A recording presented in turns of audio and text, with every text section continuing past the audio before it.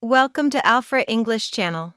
Listen to the question and sample answer, then try to answer the same question on your own.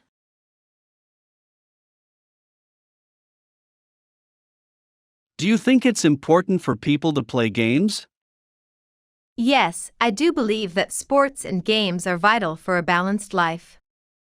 Games are highly entertaining and beneficial for our health. Many games are helpful for children's physical and cognitive developments. It also teaches them important skills like how to be a team member and develops their decision-making capabilities.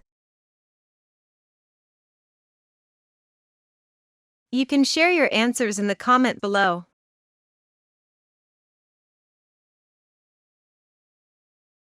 Do not forget to like, subscribe, and share this video.